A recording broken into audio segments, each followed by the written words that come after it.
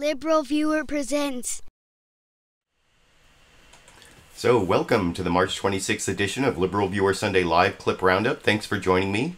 I picked out the weekend's 18 best, most newsworthy clips for what should be a really educational, informative, fair use media criticism and political analysis show for you all tonight.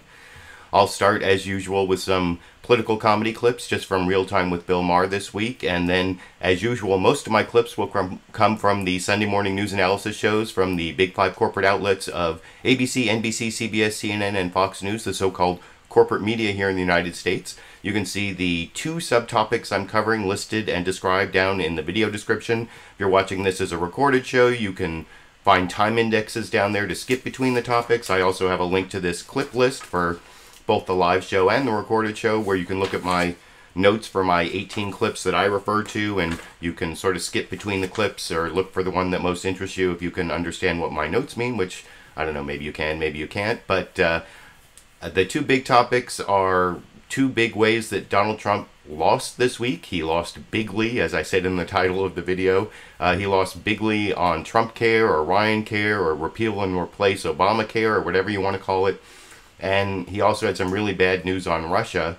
I'm going to show first Bill Maher talking about how much news there was this week on his monologue, on Friday night. And this is just about 30 seconds long. There's also a clip down in the video description to the entire monologue, free on YouTube from the HBO channel on Real Time. Here's 30 seconds of that, talking about how much news there was this week in this clip. But, you know, there was so much news this week. This was only the end of the week, the healthcare thing. But besides TRUMPCARE, there was the Supreme Court hearings we had. There was the Russia news. We're burying the lead with that. The Keystone Pipeline got okayed today. There was so much news. I'm going nuts trying to keep up. I've got the hearings on TV. I got the president on Twitter. I got Kellyanne on the microwave.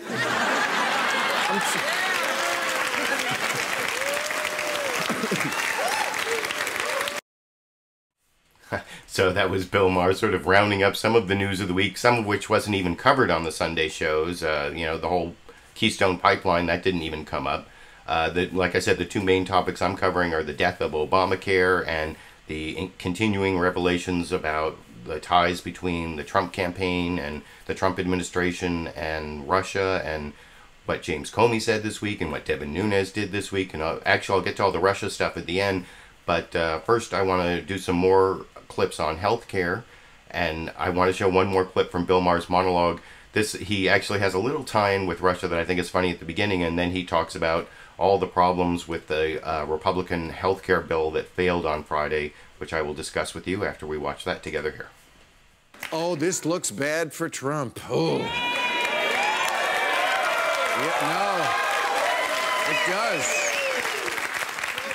You know how Putin feels about failure.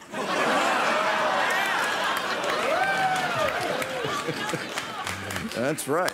But no, this healthcare thing went down because of the Freedom Caucus, that's the artist formerly known as the Tea Party, in Congress. Paul Ryan wrote a healthcare bill that somehow covered fewer people than just repealing Obamacare. And replaced it with nothing. And it still wasn't good enough for the Freedom Caucus. It's like if you wrote a highway bill that made all the bridges fall down. And they said, yeah, but that only kills drivers. What about people at home? I mean, it is amazing what happened during the week. The Freedom Caucus kept taking away more things, more health care benefits, to make it more attractive to psychopaths. In the last version, they had cut hospitalization, doctor visits, maternity, mental health, lab tests, prescriptions, emergency room visits. Their version of health care was, if you like your doctor, go fuck yourself. So that's a pretty good line there at the end. I like that, their version of healthcare, if you like your doctor. And I like the line, especially at the beginning, where he tied it into the Russia scandal, where Trump's failure might get him in trouble with his master, Vladimir Putin. And like I said, the Russia scandal's the second topic. If you can't wait for that and you're watching this as a recorded show, you could click down to the time index to the Russia topic. But I think the Obamacare topic is also really important. It's a major loss, a huge loss that no administration has lost something this big, this early in their term. And Donald Trump really, I don't know, maybe he has some like master plan still, but as I heard one of the pundits say, this was sort of the test to see, is Donald Trump crazy or is he crazy like a fox? And it turns out he's just crazy. He doesn't have a great plan.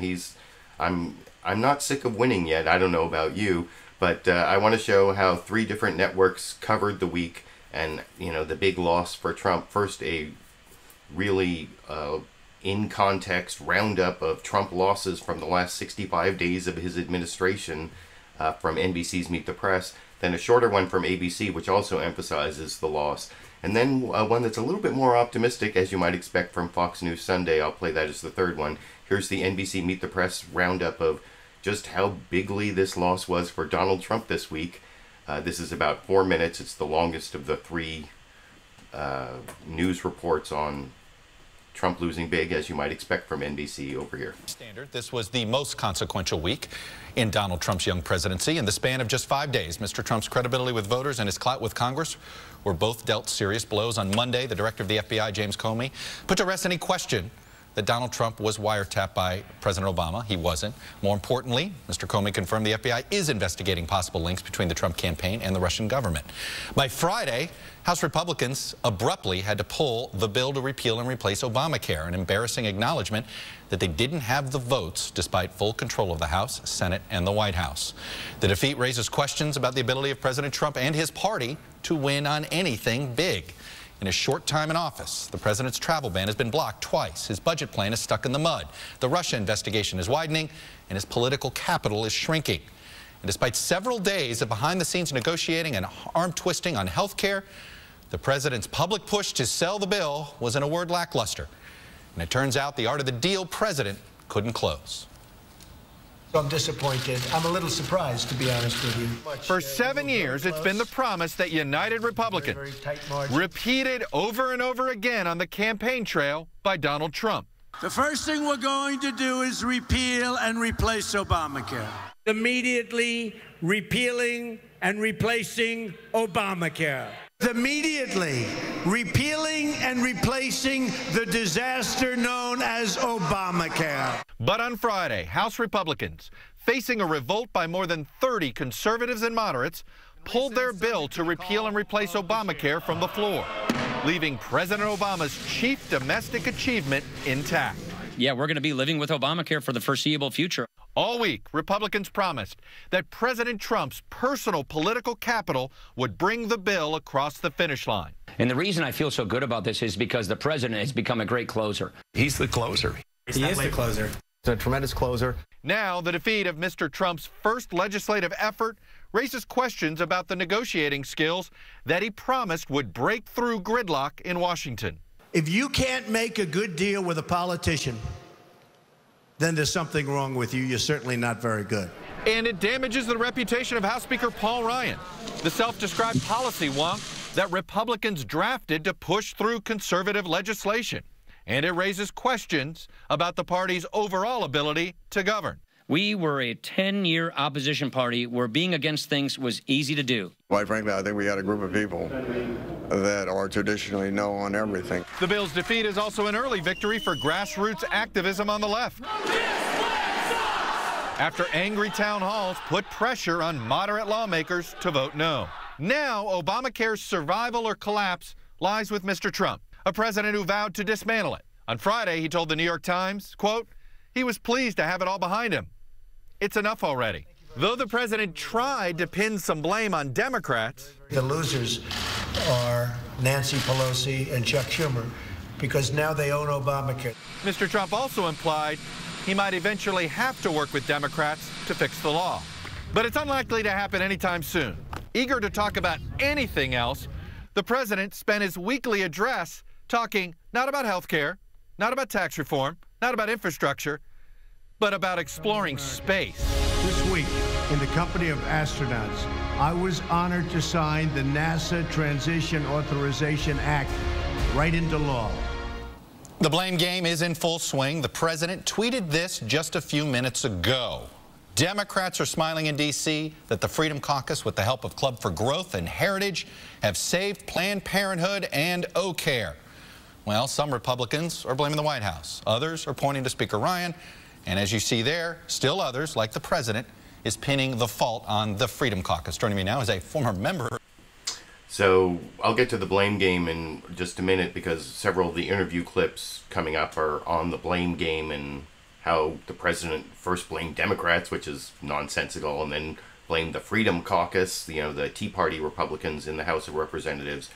But I thought that report from NBC's Meet the Press put the Trump loss this week in the context of all his losses the best, if that's what you're looking for, if you want to see how Trump is losing bigly in the first 66 days of his administration. NBC is obviously the place to go, and they spent 4 minutes building that great context and showing all the ways that Donald Trump is a big loser. So thank you, NBC, for showing me that. That's something I enjoy watching. Maybe some of you do. You can let me know down in the comment section. The next clip I want to show is from ABC's This Week with George Stephanopoulos, which also showed Trump as a big loser, but they just showed it in like a minute, and they put it in a little bit of context, but it's more about Trump, you know, being humble and in retreat. I don't know, was Donald Trump really humble? That seems a little bit of a stretch, but that's what ABC's This Week with George Stephanopoulos, that was their take on what happened this morning with this introduction from George Stephanopoulos himself over here. For all of you who had a rough week, just think about how President Trump must feel after the worst week of his young presidency. It began Monday morning with a direct rebuke from the FBI director. By close of business Friday, that body blow delivered by his own party. In the face of certain defeat, the president chose to retreat. And in the Oval Office, a humbled Trump talked lessons learned. We all learned a lot. We learned a lot about loyalty. We learned a lot about the vote-getting process. We learned a lot about some very arcane rules in, obviously, both the Senate and in the House. But has President Trump learned the right lessons? Does he and his team have what it takes to turn things around? All presidents lose fights in Congress. But before this week, no president in our lifetimes has lost his first big one. A loss compounded by the fact that Republicans control both houses of Congress. A loss that comes after a series of missteps that raise serious questions about the president's competence and credibility. This week, we're going to break down what it all means, analyze the fallout, and what's next for President Trump and his agenda. The two men who led the fight against Trump's bill, House Freedom Caucus Chair Mark Meadows and top Senate Democrat Chuck Schumer, are standing by. First, let's bring in our analyst, Chief Political Analyst Matthew Dowd here at ABC. How big a blow? It's huge. As I said earlier in the week, this health... So yeah, I wanted to play it through the Matthew Dowd. He's a moderate Republican who worked for George W. Bush, and he said it was a huge loss. It was it's the Trump administration, I think he went on to say, is like some Jenga game where you pull out the Obamacare repeal replace and the whole thing comes tumbling down. So ABC was no less harsh than NBC. They just did it in a shorter period of time there, and there wasn't quite as much context, but it was still a huge loss. And the only thing I would quibble with, like I said before I showed the clip, was Donald Trump really humbled? Was he acting humbled? I don't know about that. You can let me know what you think down in the comment section. And now, like I said, I want to compare those two reports with the Fox News report, which did also talk about it being, a big loss, and especially Chris Wallace at the beginning.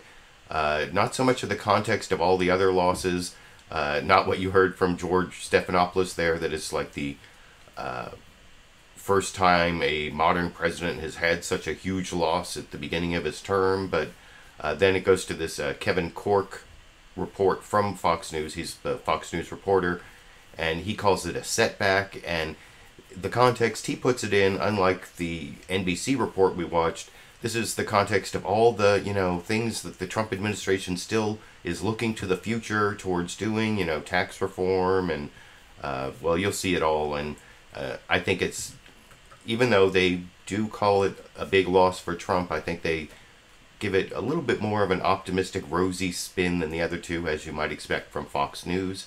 as I will discuss with you after we watch that clip together here. Washington. Obamacare is here to stay. House GOP leaders facing a revolt by Republican members pulled their plan to repeal and replace it.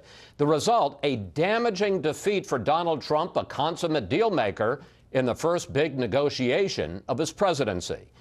In a moment, we'll drill down into what went wrong and what it means for the rest of the president's agenda with White House Chief of Staff Reince Priebus and Congressman Jim Jordan, a leader of the House Freedom Caucus. But first, let's bring in Fox News correspondent Kevin Corke at the White House. Kevin.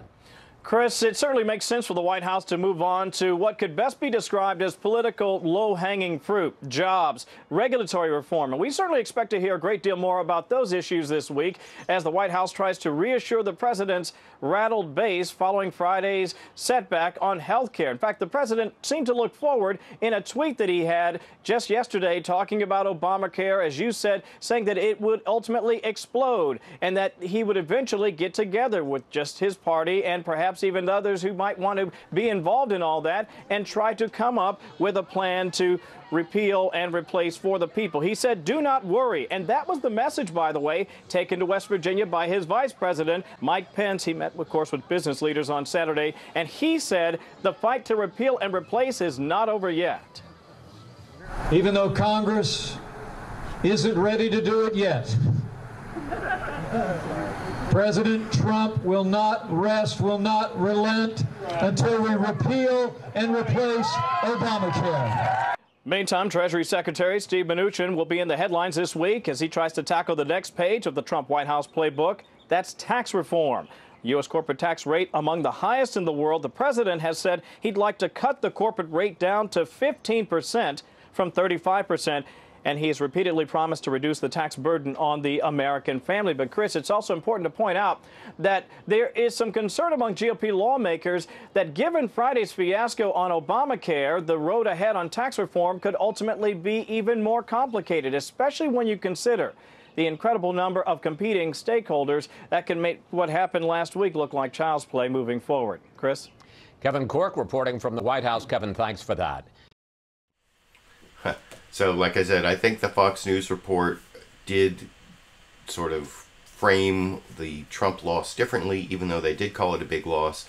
They framed it in terms of what's going to go right for Trump in the future, what's on the horizon. I think it was a little bit more optimistic. You can tell me if you agree with me down in the comment section. I want to move on to a couple questions that I thought were fairly confrontational from Chris Wallace on Fox News Sunday as the Fox News host, who the only one who got to question Reince Priebus. And as usual, you can go down into the video description. There's a link to the entire Fox News Sunday program. I think you can watch the entire Reince Priebus interview. I only have a few clips from it. This is one of the ones where they're playing the blame game, where Chris Wallace asks Reince Priebus about how Donald Trump can possibly blame the Democrats for the failure of TRUMPCARE or RYANCARE, whatever you want to call it, when they never reached out to Democrats, never tried to compromise with Democrats, and he has kind of a ridiculous answer. But I do have a criticism of the camera work on this clip, which I will discuss with you after we watch that clip from Fox News Sunday on the health care loss by Donald Trump this morning here. He reacted to the defeat of repeal and replace on Friday by blaming Democrats. Here he is. We had no Democrat support. We had no votes from the Democrats. They weren't going to give us a single vote. But Reince, the president never reached out to Democrats. You never offered Democrats a compromise. So how can you blame Democrats for this? Well, I mean, look, Obamacare, as we know, is imploding and it is exploding, and every other adjective you can provide, it's going south. And it would be nice to get some Democrats on board. But you're right.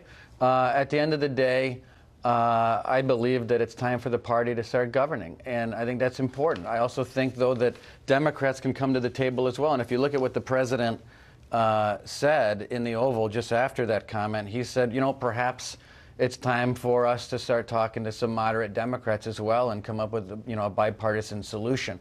I do think that there are Republicans this weekend, Chris, that are scrambling. I think there are people in the Freedom Caucus and the Tuesday group, and for those listeners, that's the moderate group that are starting to talk about what the next steps are in order to prevent an implosion of Obamacare. But the president's also said that when Obamacare does ultimately explode, which it will, we are going to be prepared to lead again, and if Democrats come on board with a plan down the road, we'll welcome that. Okay, I want to talk about that in a second, but the president, I don't know if you even know this, has been tweeting this morning, and I want to put up a tweet. I see the look in your eye. No, I've seen it. No, this one. He said this morning, Democrats are smiling in D.C. that the Freedom Caucus, with the help of Club for Growth and Heritage, two conservative think tanks, have saved Planned Parenthood and Obamacare. So he seems to be putting it right on the right wing, the hardline conservatives in your own party. Well, I think the president's 100% correct, and he hits the bullseye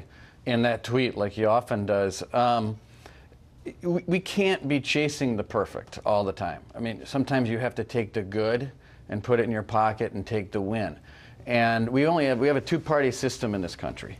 You know, we're not Italy. We don't have 12 different parties where you have the super conservatives, the kind of conservatives, the moderates, and everyone else in between, and everyone fits nicely into one package. We have one party in the Republican Party and one in the Democrat Party. And the Republican Party came up with a package. The president met with over 120 members of the House. There was more love shown to outside groups by this White House, whether it was Vice President Pence, Mick Mulvaney, Tom Price, Steve Bannon, myself, Mark Short. I mean, the point is the diverse group of people working the halls of Congress, including the leadership in Congress. I think it's time for our folks to come together. And I also think it's time to potentially get a few moderate Democrats on board as well. I'm going to get to the Democrats in a second. So, like I said before I showed the clip, I do have one criticism of the camera work in that last clip, which is Chris Wallace was talking about how when he started talking about this tweet this morning from Donald Trump, about blaming the Freedom Caucus for the failure of TRUMPCARE or RYANCARE or whatever you want to call it. I keep saying that. He said, you know, when I see in your face that maybe you haven't seen this, and they didn't show Reince Priebus's face. They should have had the camera right on Reince Priebus's face when they said, by the way, have you seen the latest tweet? In fact, last night, one of the reasons I started the show late last night, I was at the Patton Oswalt comedy show in San Francisco. It's my birthday this week, so I stayed overnight in San Francisco to see Patton Oswalt last night. And he came out and started the show with, "Oh, I'm sorry. I'm glad you're all such in a great mood because have you seen the latest thing on Twitter?" And he said, "Oh no, there's nothing really on Twitter, but that's the world we live in now. That you can just destroy someone's world by making them think that there's some terrible thing on Twitter," because that seems to happen a lot these days. So I wanted to add in that criticism. Also, I don't think Chris Wallace did a good job questioning Reince Priebus, even though I said that he was somewhat confrontational, trying to get him to admit that Trump was blaming the wrong people for this loss. He didn't really contradict the whole thing about Obamacare imploding, which the Congressional Budget Office pretty much showed Obamacare is not imploding. It has some problems, and I'll show Bernie Sanders in a couple clips talking about what the problems are with Obamacare, but it's not imploding or exploding or any of those things. But I want to show one more clip from Reince Priebus's interview with Chris Wallace on the Obamacare topic, where it's another part of the blame game, where this weird thing happened yesterday where Donald Trump tweeted that everyone should watch Jeanine Pirro's show Justice with Jeanine on Fox News. I hate that show. She's pretty ridiculous, although she's fairly Trumpian in her views, and so I can see why Donald Trump is a fan. And then after Trump tweeted that everyone should watch her show, she started her show by calling for Paul Ryan to step down as Speaker of the House. This next clip I'm going to show starts with that Jeanine Pirro clip, and then Reince Priebus says, you'll see, well, he claims it's all a coincidence, as I will discuss with you after we watch that clip together. Over here. Yesterday morning, the president tweeted this, and I want to put it up. Watch Judge Jeanine on Fox News at 9 p.m. Now, we all love Judge Jeanine on Fox News. I do love Judge Jeanine. But we were curious as to why he would call her out. Here was the start of her show last night. My opening statement. Paul Ryan needs to step down as Speaker of the House. Does the president want Paul Ryan to resign as Speaker? Well, first of all, I will go on record. We do love Judge Jeanine, and so does the president. I think it was more coincidental, Chris. Come on. I did not talk to the president about the tweet. I'm just telling you the truth. There was no pre-planning here. The president, the president, but why would he say watch her, and then that's the first thing out of her mouth? Because he loves Judge Jeanine, and he wanted to do Judge Jeanine a favor. So does he want Paul Ryan to step down or no? No, he doesn't. And he's talked to Paul Ryan yesterday for about an hour. He believes what he said in the Oval Office on Friday. He doesn't blame Paul Ryan. In fact, he thought Paul Ryan worked really hard. He enjoys his relationship with Paul Ryan, thinks that Paul Ryan's a great Speaker of the House. So none of that has changed. I think this is more of a personal relationship, the president helping out a friend. And I assume the friend was Judge Jeanine, not Paul Ryan. Well, both of them are. But as to the tweet, but in terms of as to the tweet, yes. Okay. And now I want to pick up on somebody else. Sure. So at least Chris Wallace had some incredulity when Reince Priebus claimed it was all a coincidence that Trump tweeted out, "Watch Judge Jeanine tonight," and then Judge Jeanine started her show with, "Paul Ryan should resign as Speaker of the House." But I guess they're friends. They both have like really shallow reactionary views of like people who live in New York. I was actually born in New York. I have some relatives who still live there. I know about some of like the neoconservatives, or like there's this weird type of conservative in New York, which is, it's kind of different because New York City is such a liberal place. And anyway, I don't want to go into all that, but I do find it kind of a strange coincidence, but I suppose it's possible because, I mean, although it might be some sort of like Machiavellian play where, Steve Bannon told Jeanine Pirro on the Justice with Jeanine show to call for because Bannon is the main rival to Reince Priebus, and the Breitbart site was very anti-Paul Ryan for a long time. But anyway, I want to move on to this next clip. Oh, before I do, I've been asking a lot of questions of the live viewers along the way. One of the things I asked was whether about that ABC clip where they said that Donald Trump was humble. I asked the viewers, do you really think Donald Trump was humble? Here's a comment from, I think it's Soul Watcher 72.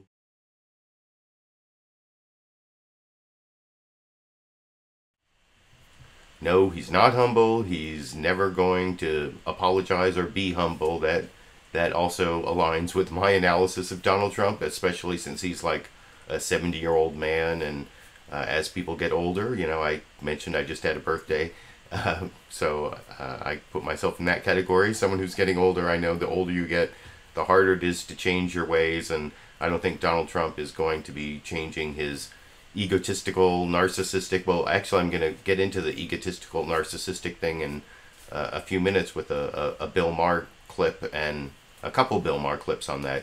But I want to finish up the healthcare topic here, and the next clip is from the Director of the Office of Management and Budget for the Trump administration, Nick Mulvaney. I showed a couple clips of him last week, and the reason I wanted to show this clip is Donald Trump this morning, as you saw in that surprise tweet that Chris Wallace showed to Reince Priebus, that Reince Priebus apparently was prepared for, although we don't know for sure because they didn't put the camera on his face. Well, Donald Trump blamed the Freedom Caucus for the loss of TRUMPCARE, the American Health Care Act. And Nick Mulvaney, his director of the Office of Management and Budget, was actually a big-time member of the Freedom Caucus. And so he is kind of on the spot, why his old compatriots, half of them did not vote for this bill, and that's one of the things that killed it. And of course, he can't blame the Freedom Caucus. He blames, Washington is more rotten than we thought it was. He blames Washington, but, it's actually the people in Washington, specifically the Republicans who control the House of Representatives. I mean, who else could be responsible? But you can see Nick Mulvaney's answer talking to Chuck Todd on NBC's Meet the Press this morning. Let me make sure I get the right clip here. Yes, in this clip. Let me start with this. So the president himself pins this on the Freedom Caucus Club for Growth Heritage Foundation. So essentially conservative interest groups and the most conservative caucus in the House, a caucus you were a member of just 6 months ago. Yeah, and I think there's probably plenty of blame to go around. As we sat over the last 2 days and tried to figure out what happened, I think what happened is that Washington won. I think the one thing we learned this week is that Washington was a lot more broken than President Trump thought that it was. So what you have is the status quo wins, and unfortunately the folks back home lost. You could blame it on the Freedom Caucus if you want to, but there's also a lot of moderates. Charlie Dent will be on your show in a little bit, who are also against the bill. So it's sort of the powers that be in Washington that won. So the Republican Party has not changed Washington after taking over the House in 10, taking over the Senate in 14, and taking over the White House now. I think, more importantly, we haven't been able to change Washington in the first 65 days. And I think if there's anything that's disappointing and sort of an educational process to the Trump administration, was that this place was a lot more rotten than we thought that it was. And I thought it was, because I've been here for 6 years. I know the Freedom Caucus. I helped found it. I never thought it would come to this. Well, why couldn't you get them to yes? Why couldn't you tell your former colleagues, these are people, and look, you were a vocal member of this caucus. Yeah. Why couldn't you get them to yes? I have no idea. I really don't. And in fact, let's step back and realize that probably half of the folks in that group were yes, half were no. But when I told the president what I thought would happen is that to the very last couple of days, last couple of hours, and the group would work to make the bill better and then support the party. And for some reason, that hasn't happened. And I didn't realize that this difficulty in Washington ran as deep as it does. You would have been a yes on this? I absolutely If you had been, and you truly believe you would have been a yes on this? Without reservation. Told the men and women in the Freedom Caucus that many, many times. Again, many of them would have supported the bill if it had come to the floor. It was a bizarre combination of who was against this bill. Some folks in the Freedom Caucus and then moderates on the other end of our spectrum. Doesn't that tell you, though, that the bill was flawed? If you couldn't win moderates or conservatives, who can you win? No, I think what it tells us is that folks are still paying attention to the wrong things. They're still paying attention to special interests. They're still paying attention to getting reelected as opposed to doing the right thing. Because keep in mind what happened here. We got stuck with Obamacare. So the folks have been telling people, rightly so, how bad this program is and how harming it is to folks back home are now the ones who prevented it from being replaced. That's the other part I don't get is this idea. So there you can see the director of the Office of Management and Budget from the Trump administration, as I said before I showed the clip, blaming Washington, the place, rather than the actual people in the place, and not the Freedom Caucus that Nick Mulvaney used to belong to. I think that's kind of ridiculous. You can let me know what you think down in the comment section. Before I move on to a couple Democrats reacting to this big loss for Trump and for the repeal and replace of Obamacare, I want to show what I thought was one of the more revealing clips as to why TRUMPCARE, or whatever you want to call it, failed. This is two Republicans, one from the right, Utah Senator Mike Lee, and then one from the left, Pennsylvania Congressperson Charlie Dent. I mean, from the left of the Republican Party, not from the actual left. They both did not support this bill for their own reasons, which, since they were both over on NBC's Meet the Press, this is sort of a back and forth as to whether health care is a right or not. That was the question that Chuck Todd asks. And I actually made a video about this. If you're watching as a live show, I haven't had a chance to put this in the video description, but I will put it in the video description as a link that you can watch. It's about the Michael Moore movie, Capitalism, a Love Story, and a mistake I think he made in that movie. And it talks about whether health care is a right, and whether FDR had an economic bill of rights, which I will talk a little more about after we watch that right-wing Republican versus center moderate Republican discussion of health care over in this clip. The two of you that represent the sort of the ideological poles of the Republican Party, I want to ask you both whether you agree with the following quote from a colleague of yours, Senator Lee. It's Bill Cassidy, Republican from Louisiana. He has his own health care bill. He said this, that now, quote, there's widespread recognition that the federal government, Congress, has created the right for every American to have health care. Essentially, Senator Lee, he is saying the debate's over about whether government should be involved with this or not, and now it's just time to design a law that acknowledges this right, that people have a right to health care, and the government's got to figure out how to do it for them. Do you concur with that? insofar as he's talking about a federal right, rights are things the government can't do to you. Rights are not something that the government must do for you or provide for you. And insofar as he's suggesting that the federal government is the key, that an increased federal presence is somehow going to bring down the cost of health care, that's simply not true. And in fact, that's refuted abundantly by the last 7 years, by what's happened since Obamacare was passed, where this bill was passed and we brought the federal government into it with the promise that this would somehow make health care more affordable. It has had quite the opposite effect. Congressman Dent, I'm going to guess that you probably are in more agreement with Senator Cassidy. Well, I spoke with Senator Cassidy and Senator Collins at length. Senator Cassidy, from a very conservative state, Louisiana, I tend to agree that we have a national health care architecture now, flawed as it is. I voted against it, but we're going to have to work with it to try to make this system better, more market-oriented, patient-friendly, patient-centered. I think to a certain extent that debate has already been settled. We do have sort of a national health program. Our job is now to fix it and make it much better than it is today, because it's simply not working for too many Americans. Well, Senator Lee, Congressman Dent, I'm going to leave it there, but I have a feeling that there's a divide here on the role of government that hasn't been bridged inside the Republican Party, and until that's done, we still may have this debate to go on and on and on. Gentlemen, I appreciate you coming on together. It's good to have you both. Hey, thanks so much, Jeff. You got it. When we come back. Now, as you might expect, I actually kind of disagree with both those Republican viewpoints for different reasons, although I agree with them both to some extent. First, Senator Mike Lee from Utah was talking about whether health care was a right or not, and he said, well, a right is something the government can't do to you. It's not something that you get from the government.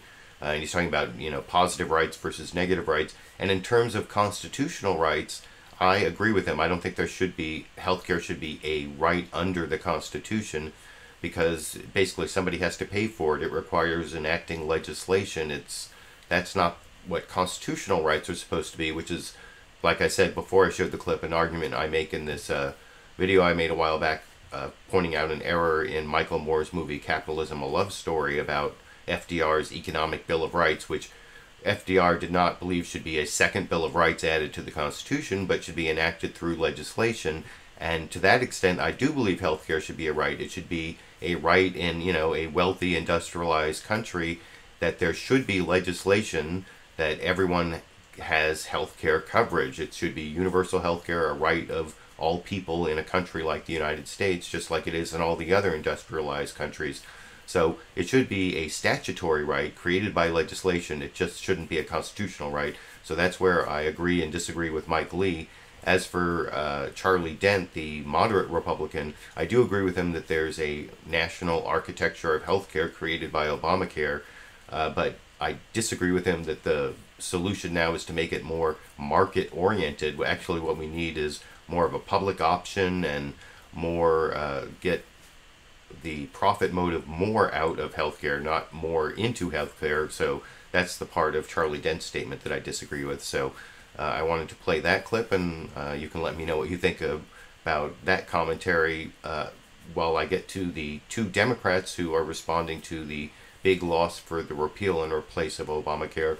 First, here's the Senate Minority Leader Chuck Schumer on ABC's This Week with George Stephanopoulos, talking to George Stephanopoulos about Donald Trump blaming Democrats for the loss of his repeal and replace of Obamacare, over in this clip. Let's talk about the president first. He said you're the big loser. Well, look, the bottom line is very simple, and that is, the president never called us once about this. They came on board with repeal, which they knew every Democrat would oppose, and no one believes that. But I would say this: we Democrats, provided our Republican colleagues drop, replace, and stop undermining the ACA, are willing to work with our Republican friends. Right now, you can make a proposal? As long as they say no more repeal. That's a loser. 17% of Americans like TRUMPCARE. That's it. They didn't want it. And stop undermining ACA. And we'll work with them. We have ideas. They have ideas to try to improve Obamacare. We never said it was perfect. We always said we'd work with them to improve it. We just said repeal was off the table. And I just make one other point on this, George. For the president to say that he'll destroy it or undermine it, that's not presidential. That's petulance. Being petulant, not a president. And it's not going to work. The job of a president is to make Americans' lives better. And if he, out of anger or vengeance or whatever, starts undermining ACA, it's going to backfire on him because he's the president and the American people know he's in charge and they want him to make things better. Well, you just heard Congressman Meadows right there. He says the repeal effort's not dead. Well, it won't succeed. And, you know, there's one point we're missing here. The American people hated TRUMPCARE. The more they learned about it, the more they didn't like. And, you know, not only did we have a totally unified Democratic caucus from Bernie Sanders to Joe Manchin, but I want to salute all the people out there, the average people who called and wrote and picketed and protested. If they keep on this repeal path, they'll get nowhere. And it's mainly because if they want to do with what Mr. Meadows does, then all the moderates will jump off. It's, you know, they have 7 kids in the bed and they have enough covers for 5. So they ought to get rid of repeal, drop it. It's been a flop for them because of the substance of repeal, and work with us to improve it. One of the things that unites Republicans is tax cuts, and I think we just heard some. Now, one of the things I think is funny about that clip, I noticed especially on watching it for, you know, the 3rd time, and as I explained before, I watch most of these clips for the 3rd time with the live viewers, because I watch it like the first time when I'm watching the show, and then the 2nd time after I picked it out when I'm capturing it, and then the 3rd time when I play it for you all during the broadcast. And that time, what kind of struck me finally after watching it the 3rd time was that Chuck Schumer he's saying that what's really important is the policy, but he's actually talking almost completely about the politics. Now, can't really blame him because that was really the question that George Stephanopoulos asked him about who was to blame, but I thought that was kind of funny, especially because I was thinking about the next clip I'm going to show you, which is the Bernie Sanders clip. Dana Bash was guest hosting for Jake Tapper on CNN State of the Union, and she had him on and started off with this clip of Donald Trump, where Donald Trump is talking about how maybe there'll be some bipartisan solution to health care in the future. Sorry, I was just looking down at my clip list. And you'll see that Bernie Sanders actually agrees there may be some bipartisan bill where he would work with Donald Trump on bringing down prescription drug prices. But what I think is also important about this clip is he starts off talking a lot more about the policy, what Democrats should be saying they want, you know, what they positively want to give people, what is good about universal health care. He also talks about Medicare for all and the public option, and I'll talk about that a little more with you after we watch this final clip on the big loss for Donald Trump on healthcare this week over here. Looking for a win, he needs to build different coalitions, and that may just have to include Democrats. We had bipartisan. I really think we could have a health care bill that would be the ultimate. And I think the Democrats know that also. And someday in the not too distant future, that'll happen. But the question is, will Democrats actually come to the table? Joining me now is Senator Bernie Sanders of Vermont. Senator, thank you so much for joining me. Now, the president, as you heard, is trying to blame Democrats for the GOP failure to repeal and replace Obamacare, but he also said that he'd be willing to work with you and Democrats in the Senate and House on a solution. So given that, and given the fact that you have long said that there are problems with Obamacare, and the president wants to work with you, but obviously doesn't want to go as far as you do, insurance for everyone, do you think that you can take your position and take his position, and you can actually pick up the phone and reach out to him and say, at least let's fix what's happening now? Well, Donna, let me just begin by saying this. The bill that was defeated should have been defeated. It was a disastrous piece of legislation primarily designed to provide $300 billion in tax breaks to the top 2%, throwing 24 million people off of health insurance, raising premiums for older workers in a very, very significant way. It was defeated. The American people wanted it defeated, and I'm glad that we're able to accomplish that. Now, as you indicated, of course, Obamacare has serious problems. Deductibles are too high. Premiums are too high. The cost of health care is going up at a much faster rate than it should. Ideally, where we should be going is to join the rest of the industrialized world and guarantee health care to all people as a right. And that's why I'm going to introduce a Medicare for all single-payer program. Short term, this is what we can do. John Kasich was talking about chatting with the president about the high cost of prescription drugs. Well, you know what? I've introduced legislation that would allow pharmacists and distributors to buy lower cost medicine from around the world. So let's start there. Is that something that you will not just introduce on the Democratic side of the aisle, but actually pick up the phone and call the White House and say, hey, this is something I know the president cares about too. Can we work together? Absolutely. You're going to do that? Right now, you know, President Trump said a whole lot of stuff on the campaign trail. One of the things he talked about was lowering the cost of prescription drugs. There is wonderful legislation right now in the Senate to do that. President Trump, come on board. Let's work together. Let's end the absurdity of Americans paying by far the highest prices in the world for prescription drugs. And what about the idea of broadly fixed? So that's just a brief clip from the Bernie Sanders interview that Dana Bash did on CNN State of the Union this morning. There's a link down in the video description to the full CNN State of the Union program if you're interested in seeing the rest of that. Bernie Sanders also, I don't think he talked about the public option there, but he talked about the public option as the real solution to the lack of insurance choices. That, you know, one of the talking points I've heard over and over again, if you've been watching the Sunday Clip Roundup, you've heard Republicans say over and over again that a third of counties, and I think it's five states, only have one choice. And of course they always use states and counties as their measure because it lets them choose places where there aren't a lot of people, but there are a lot of Republicans, where, as you know, Republicans are the majority. It's the big open spaces in the middle of the country, the counties that have very few people, and the states that have very few people. Those are the most Republican states, and that's also where they have few insurance options. And that's one of the reasons that the whole TRUMPCARE was hurting the Trump voters. But anyway, like I said, that was the last clip I want to show on the whole Obamacare issue. I thought, as I said before, Bernie Sanders did a lot better job of laying out what the Democrats should be saying they want to positively do in terms of health care rather than the politics. You heard more from Chuck Schumer there, though I'm sure Chuck Schumer can talk more about the policy as well. But so the second and final topic I want to talk about is the ongoing Russia scandal.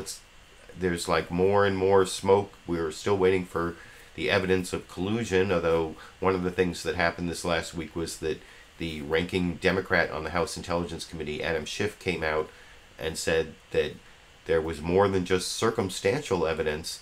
And, you know, as a lawyer, I know if it's not circumstantial evidence, that means direct evidence, which is something that I think it was Chuck Todd, can't remember the opposite of circumstantial evidence, in a question he's going to ask in a couple clips. But I wanted to show a couple introductory clips from HBO's Real Time with Bill Maher. The first one involves Chris Hayes from the MSNBC show All In with Chris Hayes. He's been doing a bunch of different shows. He's on a book tour. I just bought his book. You can see, no, it's not this way. It's right over here, his new book.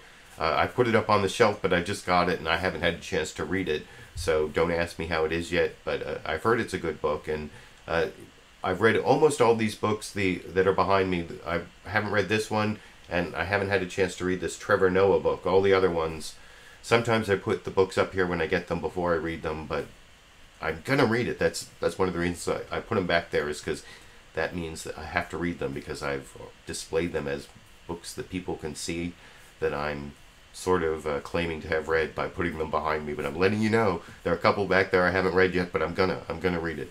But one of the interesting things about this next clip, I think, is it talks about the background of oh, I'm sorry, the Chris Hayes clip is the second clip. The first clip is actually the Matt Schlapp clip. He's the head of the American Conservative Union, where Donald Trump went and spoke recently. They, had their big conclave, and it was one of the triumphant speeches that Donald Trump gave to his most ardent supporters.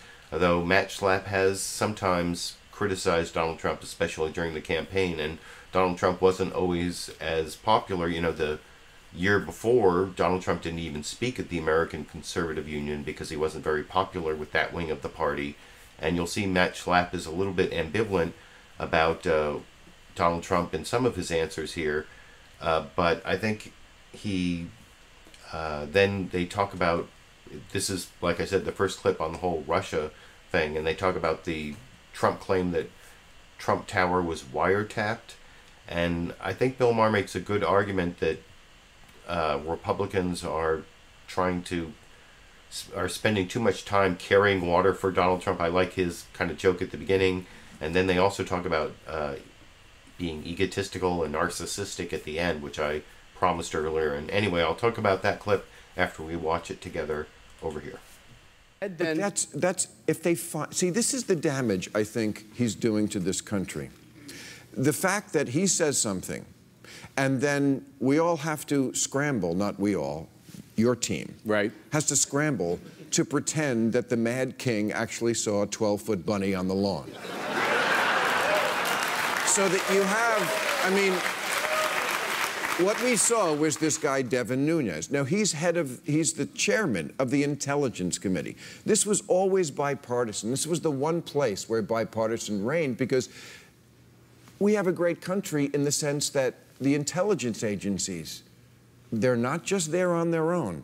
They have to share their information. But we were smart. We said not the whole Congress, because they can't keep a secret. They can't. Okay, but they got to tell somebody. That's right. So it's the Intelligence Committee, just 6 or 8 people. He's head of that.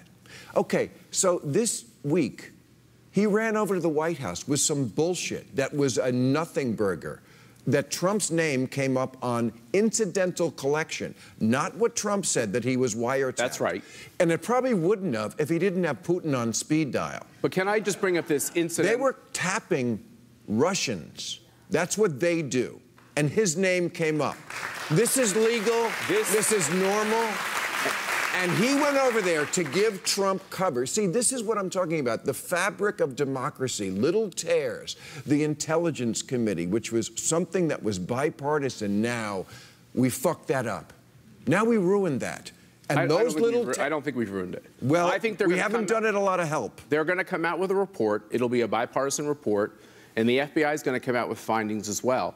And maybe we can go back to, there is maybe an area here that we do agree on, which is all of this incidental surveillance and all of this, they call it, you know, just the common, ordinary thing where they pick up conversations. I'm troubled by that. I wasn't always troubled by that. I'm more troubled by that as I see how extensive this is. I don't think it's appropriate that they just pick up someone's conversation. We talk about a wiretap. They actually don't. Okay. Wiretapping is a very specialized thing, but the surveillance that goes on by our intelligence agencies is too broad. Yeah, you loved it when Bush was president. Okay, but that's... No, it's much broader now. We know because technology can get everywhere. If we want to have that discussion about whether the spy agency should be doing that, we can. But that's not what this was about. Let's not pretend it is.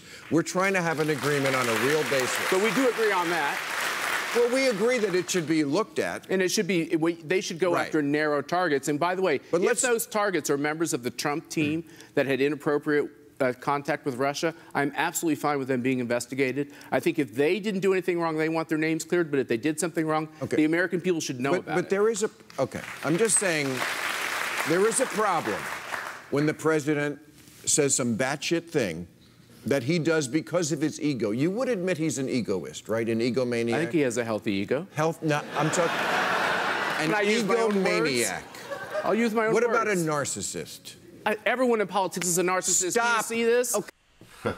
And it goes on. You can, like I said, there's a link down in the video description to the entire Matt Schlapp interview on HBO's Real Time with Bill Maher, available free on YouTube on the Real Time channel.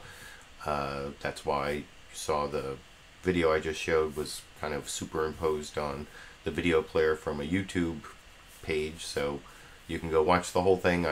One reason I played that at the beginning of this Russia topic is I thought Bill Maher, excuse me, actually did the best job of summarizing the whole Devin Nunes incident better than any of the corporate news media. He went into like all the things Devin Nunes did and why it was so ridiculous that he went and briefed the White House. There are even more things, if you've been paying attention, where he was like in an Uber and like with an aide, and he like stepped out of the car and disappeared and was picked up by people, you know, forces unknown, and most people say taken to the White House and briefed by people at the White House about some of this incidental collection that the one thing that Bill Maher got wrong in his summary there was he said that the incidental collection that Devin Nunes was talking about in his press conference had to do with Russia, but one thing Devin Nunes made clear was it wasn't Russia. It had to do with something else, which, I don't know, could it be Turkey? Because, of course, Michael Flynn was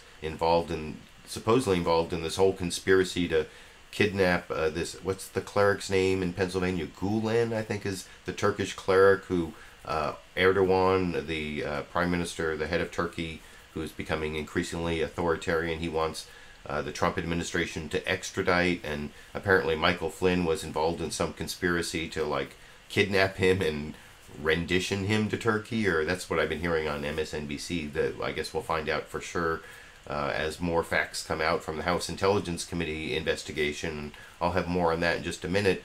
But having shown that analysis from Matt Schlapp and Bill Maher about the whole controversy about the wiretapping, one thing I wanted to point out is they're both talking, Matt Schlapp is now a new convert to the idea that NSA surveillance is a bad thing, and there's, they target foreigners, but the incidental collection is much too wide. And one of the things I talked about last week was a video I made back in 2008 when the FISA Amendments Act was passed, and Barack Obama, then a candidate for president, actually voted for it, and I criticized him at the time, even though I was supporting him for president. And one of the things it did was it made it a lot easier to target foreigners but still pick up this incidental collection, even when the foreigners were in the United States, or when one end of the conversation was in the United States. And that didn't used to be true under the Foreign Intelligence Surveillance Act. So I will also put a link down in the video description, if you're watching this as a recorded show, to my video from 2008, which is like ACLU opposes government surveillance, whether it's President Bush, Obama, or McCain, or something like that. I can't even remember the name of the video, but I'll put it down there for those of you who are watching the recorded show if you're interested in that, and more information about the section of the FISA Amendments Act that makes it easier to target foreigners but pick up incidental collections of a collection of Americans. And the next clip I want to show, that was about the Devin Nunes news. This is about what happened with James Comey this week, where he actually revealed that since July, the Trump campaign, Trump world, has been under investigation for collusion or ties with Russia. And why he was so public about the investigation of Hillary Clinton but not the investigation of Donald Trump, I don't know. But this is the clip where Chris Hayes actually gives his theory about James Comey, and kind of like that last clip, it also involves the word narcissism, which I will discuss with you after we watch that clip together over here. About so you Hillary. have faith that he's going to come through? Yes, sir. Because he was our hero. Plot twist. Remember back when with Bush by the hospital bed? That was we all loved. That was why he got. It was the hospital bed moment that made him the director of the FBI. That was the towering integrity and everything. Is he that guy? No. Is he the Hillary guy? Is he going to go back to the hospital bed guy? The thing that everybody says about James Comey, that they say he's very, very talented, that he inspires tremendous loyalty. They also say he has just an absolute towering conception of himself, and I mean he's literally very tall, but a certain kind of moral narcissism. Like, he is very into James Comey being the guy, the only straight shooter in a crooked town, and I think that was the whole brand that he built for himself out of the hospital bed moment. It's the reason he was director of the FBI. It was the brand that he cloaked himself in when he came out and completely violated every policy to give his own opinions on Hillary Clinton's email practices when he was choosing not to indict her. It was the reason that he said he wrote the letter. And so there's some part of me that wonders if the story ends with him trying to find redemption essentially through this investigation. Okay. I think he's a good guy. I'm sorry. I really do. I know it's a plot twist. I know it's hard for liberals. I believe he's a good guy. I want to believe that too. But good guy. I got to cling to something, and I'm still clinging to that tall man. I believe he's very tall. I think he followed the law. I really do. So I think that's a really interesting theory from Chris Hayes from MSNBC's All In with Chris Hayes. Like I said, no, it's not on this side. It's over. His book is there that I haven't read yet, although I have to say I do watch his show almost every day. I miss a few days, maybe once a week, but depending on what's going on. But that's one of the show, MSNBC. I watch that show and Rachel Maddow on MSNBC, not as news shows, but as news commentary shows, because I find their insights, usually I find the shows informative and insightful. But I noticed a couple weeks ago I had said all these good things about Rachel Maddow, and then she like overhyped that story about Trump's tax returns, and I felt a little sheepish about that, but I still am a fan of Rachel Maddow. I mean, in today's corporate media environment, can you really blame someone for clickbaiting their show one day? And she's actually doing really well in the ratings, so at least we're not sick of her winning yet. At least I'm not sick of her winning, although I'm still waiting to get sick of Trump winning. Getting back to the Trump administration and this next clip, the thing I thought was really interesting about, before I get to the next clip, the thing I thought was really interesting about the Chris Hayes theory that Comey may actually turn around. They were talking about the bedside moment. That's from the George W. Bush administration, where they tried to get the warrantless wiretapping. The FISA Amendments Act from 2008 actually made it legal to do this wiretapping that was illegal under the George W. Bush administration. And there was a point where they were trying to get the acting attorney general, then James Comey, to reauthorize this warrantless wiretapping that was illegal, and he wouldn't do it, so they went to John Ashcroft's bedside. I think he was getting his pancreas removed or something. I can't remember the exact details of his illness, and then John Ashcroft refused to sign off, and so James Comey stopped warrantless wiretapping for like a week or two of the George W. Bush administration, and they pared it back, and then eventually it was actually authorized by a bipartisan act of Congress, including a vote from Barack Obama and the FISA Amendments Act. So anyway, that's the background there, and I think it's possible maybe he is a moral narcissist, as Chris Hayes said, and there will be some end to this story where James Comey is the hero who, brings down the Trump administration for its collusion with Russia to prove he didn't throw the election to Donald Trump with his, in the last 10 days of the election, saying he's reopening the investigation. Because what he did, even when he didn't indict Hillary Clinton, that was totally against Justice Department policy. You're just supposed to say, no indictment, not enough evidence to indict, but he gave this whole press conference criticizing Hillary Clinton's email practices, and it was just ridiculous. And why he did that, but didn't say anything about Donald Trump and the investigation to his ties with Russia, I have no idea. But you can let me know what you think down in the comment section. And now I'm going to get to some of the actual news clips. This next one, this is Adam Schiff, the ranking member, a Democrat on the House Intelligence Committee, and he starts off talking about, whether the big Republican talking point that the real crime here is that people are getting unmasked who have been, unmasked means that, in this incidental collection of foreign intelligence, U.S. citizens or even U.S. persons, which is like anyone who resides in the U.S., that's supposed to be masked out, and supposedly people are getting unmasked. That's how General Michael Flynn lost his job as National Security Advisor, because he got unmasked as talking to the Russian ambassador. And so here's Adam Schiff explaining why it's not always wrong to unmask people. And then by the end of this, this is a fairly long clip, because he eventually gets around to talking about what Devin Nunes did and how he has to decide whether he's going to be a congressional investigator or a tool of the Trump administration. And I will discuss that after we watch that clip together. Almost 5 minutes long. John Dickerson doing some okay questioning, I think, on CBS's Face the Nation this morning here. Start with something Chairman Nunes of the committee said. He suggested that some private citizens had been unmasked as a part of a surveillance effort. If, in fact, that were true, that would be a big deal, wouldn't it? Well, it all depends. There are perfectly appropriate circumstances to unmask the names of people. In fact, that's done quite often, and the standard is whether the unmasking of those names is necessary to determine the significance of the intelligence. So unmasking is not at all unusual. The question is, was it done appropriately? And here the problem, John, is that none of us have seen what the chairman is talking about. This evidence was taken apparently directly to the White House, which creates another issue because, of course, it's associates involved in the Trump campaign who are in part the subject of what we're investigating. That's the bigger problem, I think, than the chairman's claim.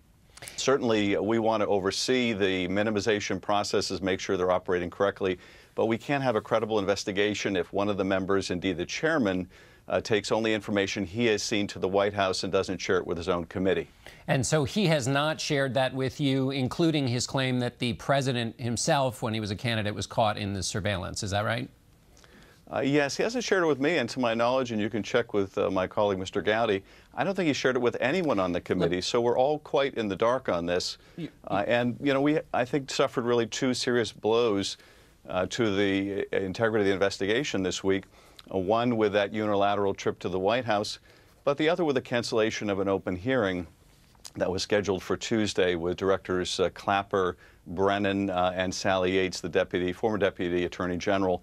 I think her testimony in particular would have shed a lot of light for the public on the whole Michael Flynn chapter, and perhaps that's something the White House did not want to see. I can't otherwise account for why we would have this abrupt cancellation of a hearing that both the chair and I had committed to doing. Well, the chairman's argument is that the cancellation of that hearing was necessary because he wanted to have other closed-door testimony beforehand before having that next hearing. That seems like a reasonable idea. You know, it certainly would be reasonable if that were the justification, but of course, the one doesn't preclude the other. We welcome the return of any of the witnesses in closed session, but their testimony doesn't necessarily preclude us doing an open hearing that we had already agreed with. The witnesses were prepared to do. They were more than willing to do. So I really don't think that's the justification. Indeed, we got word that they were trying to close the open hearing even before they suggested an alternate hearing. You suggested in a tweet that the chairman was trying to, quote, choke off public information. What evidence did you have for that? Well, I think that the hearing that we had on Monday, where the director of the FBI testified for the first time that there's an ongoing investigation of potential coordination between the Trump campaign and the Russians, as well as the disclosure by the director that there was no factual basis for the president's accusation of wiretapping by his predecessor. I think that hearing went so poorly for the White House that there was a lot of pushback in doing a second open hearing. Honestly, John, because the other explanations simply don't make sense. We could always have Directors Comey and Rogers come back at any time. There's no necessity of having them come back before the open hearing. I think that was merely an effort to camouflage the true object here, which was the closure or the cancellation of the hearing with Sally Yates. But let me just make a, yeah. Well, I just want to interrupt briefly, Congressman, because basically what it sounds like you're saying is that the chairman of the committee is a tool of the White House he's investigating. And if you're saying that, how can this committee get its work done? Well, look, I think the chairman has to make a decision whether to act as a surrogate of the White House, as he did during the campaign and the transition, or to lead an independent and credible investigation. I hope he chooses the latter. The country really needs to have an independent, credible investigation in the House. And we had that up until and through Monday. Where I think that the House process went off the rails was with that venture by the chairman to the White House. You simply can't run a credible investigation that way. I'm going to do everything I can to get this back on track, and I implore our chairman and the speaker to rededicate themselves to a serious and bipartisan investigation. We know that Russia was involved in hacking our democracy. We know that the evidence or information is sufficient to warrant a FBI investigation of this. We're trying to do as much of this as we can in the public eye transparently. Obviously, some of it will have to be done in closed session, but it really demands both parties work together on this. We've made every effort to do so, but we need the chairman to decide that's what his object is as well. Congressman. So that's pretty strong stuff from the Democratic ranking member on the House Intelligence Committee, saying that the chair of the House Intelligence Committee, Devin Nunes, has to decide whether or not he's a tool, a tool of the Trump administration. I didn't mean to just call him a tool, But sometimes I think from some of the clips I've showed of him in the past that he is kind of a tool. But whether he's a tool of the Trump administration or whether there's actually a separation of powers and he's really investigating, and I think Adam Schiff laid it out pretty well there. And that was the 1 5-minute worthwhile clip I thought I would show from Face the Nation. Before I get to a couple Republican alternative fact views, I guess, on the whole Russian scandal, I'm going to have Roger Stone, a Trump associate who's been implicated, something from him, and then this Reince Priebus clip that is almost political comedy for reasons I'll explain before I show that as the final clip tonight. But first, having shown Adam Schiff there, really explaining why bipartisan investigation in the House of Representatives Intelligence Committee is almost impossible unless there's a big shift from Devin Nunes. I want to show a couple clips from the ranking Democrat on the Senate Intelligence Committee, Mark Warner. This is from NBC's Meet the Press, and I think one of the pundits on Meet the Press said that Mark Warner is going to be the Democratic nominee. I don't know if that's true or not, but for in 2020 to run against Trump. But one of the things I think is true is what he says about what Devin Nunes did here, and he's responding. These are two quick clips. This is the ranking Democrat on the Senate Intelligence Committee responding to the behavior of the chair of the House Intelligence Committee this week over in this clip. You had the House Intelligence Chairman, Devin Nunes, claim that he has now seen some raw intelligence reports that perhaps confirm that that there was at least some inadvertent surveillance of folks connected to the Trump campaign. Have you seen any of this material? What is he referring to? I am totally mystified by what Mr. Nunes has said. And I've talked to my chairman, Richard Burr. He doesn't know. I've talked to Democrats, Republicans on the committee. I think it's fairly mystifying, if not outrageous, that he make these claims, then goes down and briefs the White House. And I know Adam Schiff, the lead Democrat, still wants to keep the investigation bipartisan. I don't think Mr. Schiff even knows today what those documents are. We have talked a couple of times, and you have... Mystifying and outrageous. So I don't know what Devin Nunes is going to do to make up for this, but I think he's definitely lost his credibility unless he does something to bring it back. And I want to show one more quick clip from Senator Mark Warner. This is talking about what Representative Adam Schiff said that was sort of explosive earlier in the week.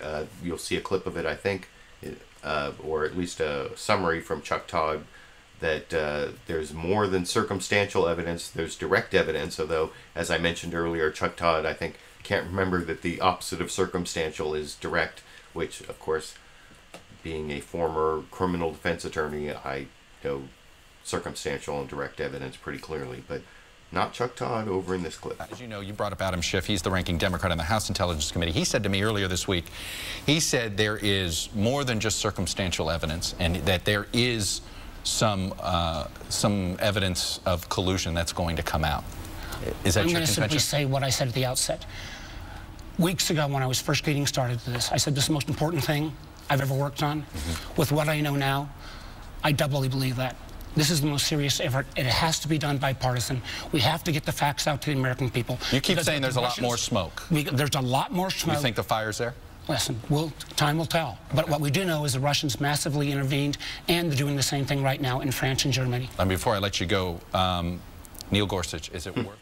So lots of smoke, maybe there's fire, and that's sort of a summary of something that Mark Warner said earlier in the interview, that in a clip I didn't take, about how this is the most important thing he's ever done, investigating Trump ties to Russia. So that means he's seen something that's really important, or he's hyping it. You can let me know what you think down in the comment section. And before I finish, I'm going to show a couple clips of Republicans trying to defend the Trump administration.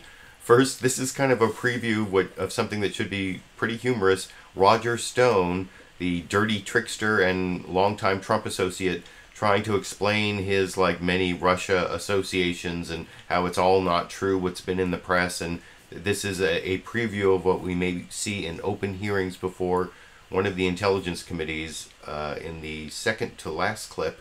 This is on ABC's This Week with George Stephanopoulos this morning over here. On August 8th, Roger Stone, a longtime Trump political advisor and self-proclaimed political dirty trickster, boasts in a speech that he has communicated with Assange, and that more documents would be coming, including an October surprise. In the middle of August, he also communicates with a Russian cutout Guccifer II, and authors a Breitbart piece denying Guccifer's links to Russian intelligence. Then later in August, Stone does something truly remarkable when he predicts that John Podesta's personal emails will soon be published. Trust me, he says, it will soon be Podesta's time in the barrel.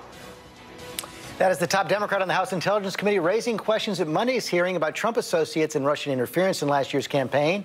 And we're joined now by the man he was talking about, a longtime friend and advisor to Donald Trump, political strategist Roger Stone, who's written a new book, The Making of the President, 2016. Mr. Stone, thank you for joining us this morning. I know you volunteered to appear and answer the questions of the House Intelligence Committee. Have they accepted your offer, and have you asked for or received any type of immunity in exchange for testifying? They have only confirmed that they received our offer to testify voluntarily, and I have requested that be in a public session because the three things that the gentleman from California, who's largely full of Schiff, said are incorrect. I never made any reference to John Podesta's email. There were a dozen stories about his business dealings. Well, you said, trust me, it will soon be Podesta's time in the barrel. That was your tweet. And 2 months later, the email came Correct, but George, does it say hashtag WikiLeaks, hashtag Assange? He said Stone predicted that his emails would be hacked. No, I didn't. I never said anything of the kind. We know that there's an active FBI investigation now as well. Have you been contacted by the FBI, you or your lawyers? Any requests for an interview or information? I have not. What I think you refer to is the surveillance that I'm under that was referred to on page 1 of the New York Times on January 20th. This is on the basis of no probable cause and no evidence whatsoever. The communication he refers to with Assange is through a mutual friend, an intermediary, as it were.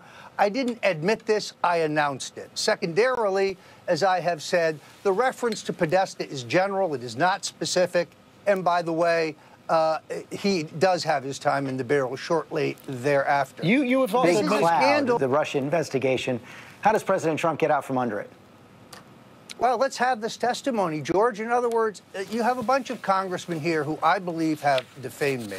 I saw demagoguery, fear-mongering, red-baiting, and half-truths, in many cases just flat-out lies. In America, we're supposed to have a chance to see the evidence against us and face our accusers. I'm very anxious to do that. If Mr. Page and Mr. Manafort do the same thing, frankly, I think the whole Russian meme, which really starts as a Clinton campaign press release, is finally put to bed.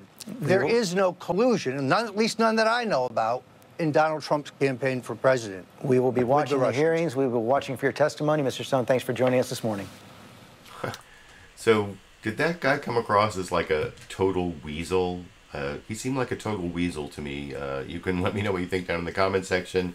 I especially think, as someone who makes dad jokes, that the whole, he's full of Schiff thing, that was like a total dad joke and not very funny, I have to say, as someone who likes comedy.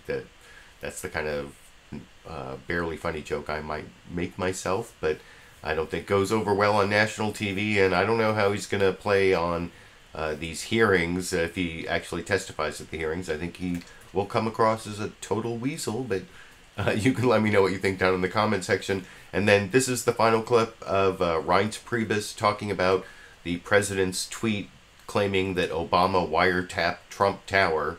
And he says it's actually true. This is why I called it political comedy. The tweet is true as long as you realize Obama doesn't mean Obama, wiretap doesn't mean wiretap, and Trump Tower doesn't mean Trump Tower. But other than that, his claim that Obama wiretapped Trump Tower is true. That's what he's arguing, as you can see when he's talking to Chris Wallace on Fox News Sunday this morning over here.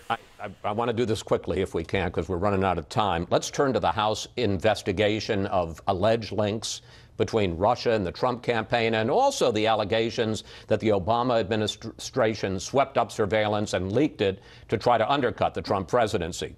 Let's do a lightning round here. Okay. Quick questions, quick answers. By the way. I promise, these are going to be very easy.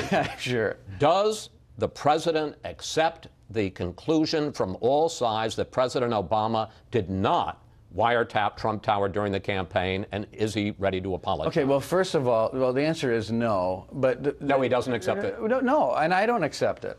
I mean, the reality is that, number one, when people say Obama, I think it's very clear Obama administration is I understand. what it means. Okay, but number two, if you look at this headline, this is in the New York Times. It says wiretapped data. This is the New York Times. I think it's safe to say. But that's nothing about Trump Tower. You asked me a question. I think it's, well, people working in Trump Tower. I think it's safe to say. It's nothing about Trump Tower. There were also surveillance of foreign targets. I think it's safe to say that when people use the word wiretapped, they're not talking about the president, hooking up wires into a telephone. Nobody's saying that. The fact is, reports have come out for many, many months now that people on the Trump campaign transition team were surveillanced by potentially some intelligence group, whether they were inadvertently swept up, whether the names were unmasked. Chris, you don't know the full answer to that question, and I don't either. That's a fine answer. But if people in the Trump transition were unknowingly surveillanced and illegally unmasked on documents, which is what is being alleged out there, I think it's a big problem, and I think ultimately President Trump is going to be proven correct that this wasn't right. So, but I don't that's now my second question. Does the president believe that this was a concerted effort by the Obama administration to sweep up this intelligence and to leak it to undercut the Trump presidency? Well, there's two things there. One, the leaks are apparent. I mean, it's obviously all over the place. Right. I've been on your show before, and I've had people in my office at the highest levels of the intelligence community that volunteered. I didn't do anything wrong. That came into my office, shut my door, and told me that these stories about Russian contacts and collusion were ridiculous. So there are leaks out there that are injuring the president.